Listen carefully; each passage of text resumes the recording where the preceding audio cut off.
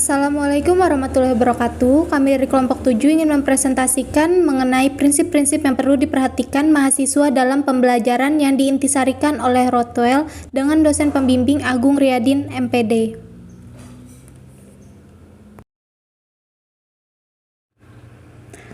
Kelompok kami beranggotakan Dipi Aprilia Darsuni, Nur Anila, dan Sri Jumiati. Pengertian prinsip pembelajaran. Prinsip merupakan sebuah kebenaran atau kepercayaan yang diterima sebagai dasar dalam berpikir atau bertindak. Jadi prinsip dapat diartikan sebagai sesuatu yang menjadi dasar pokok berpikir, berpijak, atau bertindak.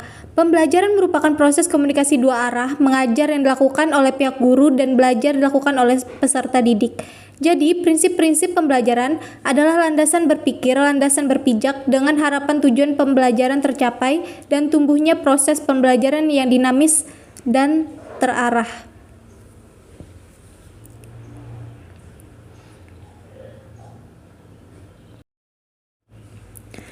Prinsip kesiapan atau readiness. Proses belajar dipengaruhi kesiapan peserta didik yang dimaksud, dan kesiapan atau readiness ialah kondisi individu yang memungkinkan ia dapat belajar.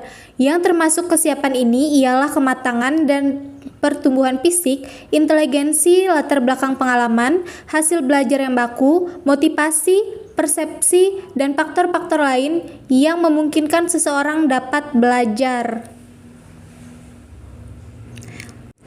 Lalu materi selanjutnya akan dijelaskan oleh Sri Jumiati, dipersilahkan.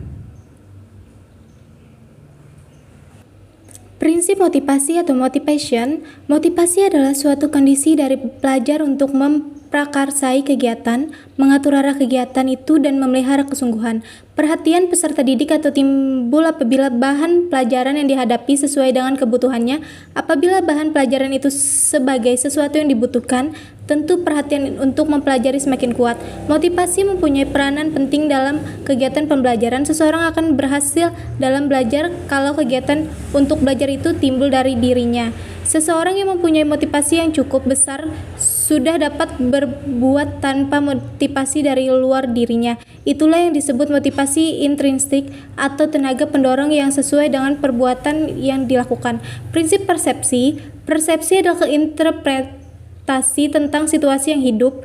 Setiap individu memiliki dunia dengan caranya sendiri yang berbeda dari yang lain. Seseorang guru akan dapat memahami murid-muridnya lebih baik bila ia peka terhadap bagaimana cara seseorang melihat suatu situasi tertentu.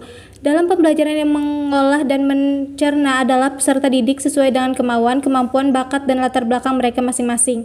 Guru hanyalah sebagai pendorong dan perangsang keaktifan peserta didik dengan cara menyajikan bahan pelajaran dan membarukan diri dengan peserta didik.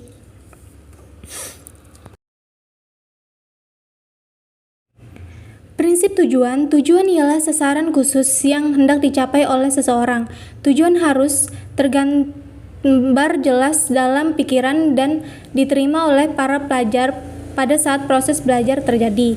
Tujuan pembelajaran dapat dilakukan dengan adanya keterlibatan langsung secara fisik maupun non-fisik. Pembelajaran yang bertujuan bukan sekedar duduk di kelas saja saat guru menjelaskan, akan tetapi peserta didik harus melibatkan diri dalam proses belajar tersebut sebagai tanya jawab, aktif dalam pengerjaan tugas individual maupun berkelompok, bahkan lebih dari sekedar keterlibatan fisik semata, tetapi juga keterlibatan secara emosional dan kegiatan kognitif dalam perolehan pengetahuan, penghayatan dalam bentuk afektif, dan pada saat pembentukan nilai psikomotorik. Prinsip perbedaan individual. Proses pengajaran memperhatikan perbedaan individual dalam kelas sehingga dapat memberi kemudahan pencapaian tujuan belajar yang setinggi-tingginya. Pengajaran yang hanya memperhatikan satu tingkatan sasaran akan gagal memenuhi kebutuhan seluruh siswa. Karena itu, seorang guru perlu memperhatikan latar belakang, emosi, dorongan, dan kemampuan individu dan menyesuaikan materi pelajaran dan tugas-tugas belajar kepada aspek-aspek tersebut. Seorang guru diharuskan dapat memahami karakter dan pembawaan peserta didik dengan mengatur kegiatan pembelajaran mulai dari perencanaan pembelajaran, proses pembelajaran yang akan dilangsungkan, dan sampai dengan tahap akhirnya yaitu evaluasi dan penilaian. Dengan begitu, peserta didik dapat dikatakan berhasil secara total mengikuti proses pembelajaran dengan baik dan kan oleh Dipi Aprilia Darsuni. Untuk Dipi dipersilahkan.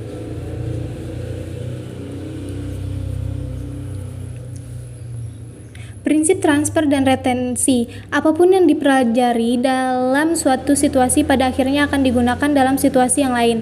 Proses tersebut dikenal dengan proses transfer. Kemampuan seseorang untuk menggunakan lagi hasil belajar disebut retensi. Bahan-bahan yang dipelajari dan diserap dapat digunakan oleh para pelajar dan situasi baru. Prinsip ini adalah tantangan bagi seorang pengajar yang diharuskan mentransfer materi lewat pembelajaran dan tantangan pula bagi peserta didik yang harus meretensikan materi itu kembali. Terkadang dalam mentransfer pelajaran guru memberikan sebuah tantangan selepas menjelaskan materi. Ini bertujuan agar peserta didik tidak hanya mendengar tapi juga harus memahami. Dengan adanya prinsip transfer dan retensi, peserta didik akan lebih bersungguh-sungguh dalam menemukan masalah dan cara mengatasi melalui proses berpikir secara sistematis.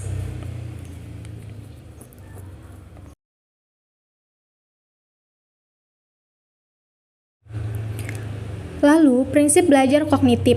Belajar kognitif mencakup asosiasi antar unsur, pembentukan konsep, penemuan masalah, dan keterampilan memecahkan masalah yang selanjutnya membentuk perilaku baru, berpikir menalar, menilai, dan berimajinasi merupakan aktivitas mental yang berkaitan dengan proses belajar kognitif. Proses belajar itu dapat terjadi pada berbagai tingkat kesukaran dan menuntut berbagai aktivitas mental. Prinsip belajar afeksi. Proses belajar afeksi seseorang menentukan bagaimana ia menghubungkan dirinya dengan pengalaman baru. Belajar afektif mencakup nilai emosi, dorongan, minat, dan sikap. Sesungguhnya proses belajar afeksi meliputi dasar yang asli untuk dan merupakan bentuk dari sikap, emosi, dorongan, minat, dan sikap individu. Proses ini disebut sebagai sebuah materi yang berdasarkan emosional maupun perasaan melalui sikap, nilai, pencapaian, dan lain sebagainya, melalui keterlibatan pengajar dan peserta didik. Penilaian atau keterlibatan diri mengikuti organisasi, karakterisasi, dan juga merespon stimulasi dengan tepat.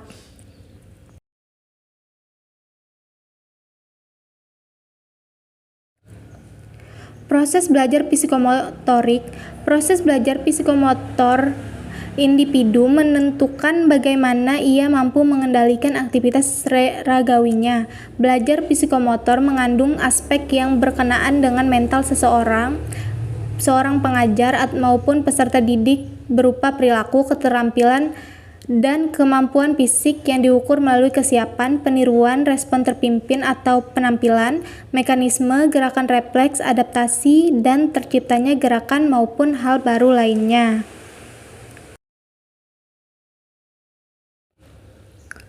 Prinsip evaluasi. Jenis cakupan dan validitas evaluasi dapat mempengaruhi proses belajar saat ini dan selanjutnya. Pelaksanaan latihan evaluasi memungkinkan bagi individu untuk menguji kemampuan dalam pencapaian tujuan.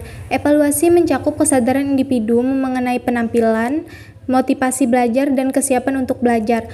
Pelaksanaan evaluasi merupakan salah satu cara menguji kemampuan peserta didik dalam mereferensikan materi agar penguji mencapai tujuan pembelajaran dan peserta didik memahami materi yang disampaikan. Evaluasi mencakup kesadaran individu mengenai penampilan, motivasi dalam belajar, ataupun kesiapan dalam belajar.